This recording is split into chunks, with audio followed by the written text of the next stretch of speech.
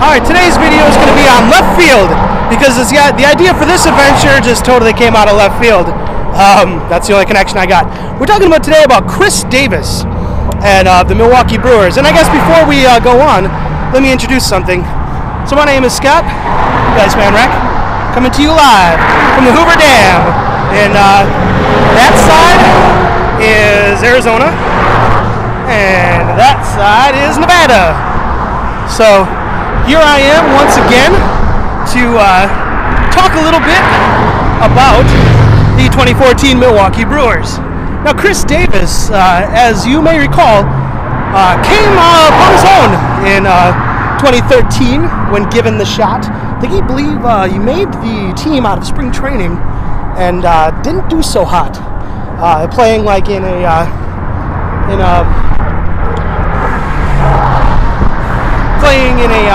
limited role, I guess, pinch hitting, getting a start every now and then. But once he was given the left fielder's job every day, at about the time when Braun kind of was out for the season, maybe he was on the DL a little, and then Chris Davis settled into that left field role, and he shined. I mean, there's really nothing bad I can say about Chris Davis in 2013. He had 10, 12 home runs or something like that. He had 30-some, 40 RBIs maybe. I don't know if it was that much. Look, I don't have my stats in front of me. Look, I'm at the freaking Hoover Dam, all right? Like, I can't just whip out, like, stats, like, right in front of everybody here. I'm kind of, like, really high up, too. This is kind of, like, pretty freaking scary. Like, way down there, it's like shit's going down. And over there, like, they're making power or something like that. I have no fucking idea, alright? I'm trying to just concentrate right here while I'm leaning up against this steel railing, trying not to go overboard. But Chris Davis pretty much went out there, did his job, and did so, like, so well that they moved your MVP, your best player on your team, to right field. A guy who's never played the position before, and you just go like, you know what? You're moving to right field. And so the reason for being is that so Chris Davis can start every day in left. Now, since he's only going to be technically like in his first major league year of, I don't think he might have got enough at bats to qualify for anything like other than rookie status, but I guess we'll see. But he will definitely be the everyday left fielder as the season starts. Now, as time goes on, I guess before we move on from Chris Davis, so Chris Davis, as it stands right now on paper, is your everyday left fielder in 2014 for the Milwaukee Brewers. Chris Davis, all goes well, it's probably gonna hit you, I'm gonna say, to be safe, 265. I really don't want to go much higher than that. If he plays every game, if he plays like 130-some games. Let's see. In 130 games, he'll probably get you 22 home runs. I'd probably say top out at about 65 RBIs, which is probably not great when you're considering left fielders, because your left field is like, along with first base and third base, is generally like your big power position. But the nice thing about the Brewers, I don't know if we mentioned this before, but they're getting plenty of power out of the catcher and home runs from Jonathan Lucroy. You're getting plenty of power out of center field and Carlos Gomez, which is not normally a power position. And you're also going to get, 10, 15 home runs out of your shortstop and some RBIs, which, again, is not known as a power position. Now,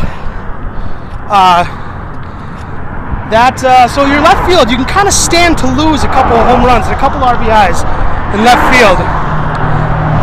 So next, your other backup outfielders.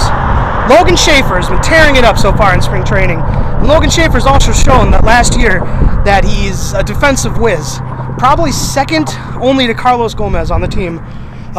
Logan Schaefer is going to play you some defense. He also has a left-handed bat. And so it's definitely going to see him getting, more time in the lineup. And also, like, much of a home run hitter, more kind of your ground ball, maybe a bunt, steal a base, that kind of thing. And let's see, Logan Schaefer, probably not going to get a whole lot of playing time. He'll play left field, center field, right field, kind of sub in. He'll be your fourth outfielder, and definitely will see some time. Especially now, if Chris Davis struggles, if Chris Davis struggles, Logan Schaefer is going to see himself getting a lot of playing time out there in left field. Probably much more than he ever expected. I kind of hope that they both do really well, and you kind of give manager Ron Renicky just a hard problem, and we'll see what goes from there. We got a couple outfielders on the fringe, may or may not make the team. Guys who saw significant playing time last year, like Caleb Gindel. Who would be another one? Is that your only outfielders on the 40-man roster? I'd have to look that up. So I'm not quite certain about that. Caleb Gindel, you'll see him at some point of the year, especially if some people do get injured at any point. But I think, for the most part, that's going to about cover left field. And my connection, like I said, wasn't really planning on coming up here today. It was definitely my plan originally was to go to Las Vegas and go to a baseball game. Now the Cubs and New York Mets are playing right now at Cashman Field in Las Vegas, and I was thinking about heading to the game, and I woke up this morning and I just decided, I don't really want to. I don't really care to see the Cubs or the Mets. They're not my team, so screw them. And then I'm like, well, let me take my time driving out to Las Vegas. So here I am at the Hoover Dam. I was passing by. I'm like, hey, looks like a pretty cool place to go. I've been there before. And so, like I said, that's a common baseball phrase and also a common real life phrase too. Just to come right on out of left field. So your 2014 Milwaukee Brewers in the left field will be Chris Davis, Logan Schaefer, and who knows what else happens after that. But those are your two primary candidates, and that's it for this episode of Two Brewers 25 and 25. And we'll just take another quick peek around here. Just kind of see what I'm dealing with. So we got mountains and cables and shit. There's like a dam. There's like water. Like you don't know like stuff. Like, hey, look at that. Like I gotta narrate. And then you got like other stuff. And then like this is this bridge I was walking around. And then like here, I drove over this bridge before. And like cars are just like coming through, and I'm waving at people, going like, "Yay!" As you saw before, like I'm wearing like a giant sombrero, so people are just like driving by, going like, "What the fuck?" So basically, there's like other stuff over there. I don't know. And then that's that way. So this is the way I came, and this is the way that I'm going home. So once again, I thank you for checking this out, and you guys have a wonderful day. Like I said, once again, it's got the Iceman Rick live from the Hoover Dam in That Way, Arizona, That Way, Nevada. Coming to you, Brewers 25 and 25. You guys have a wonderful day.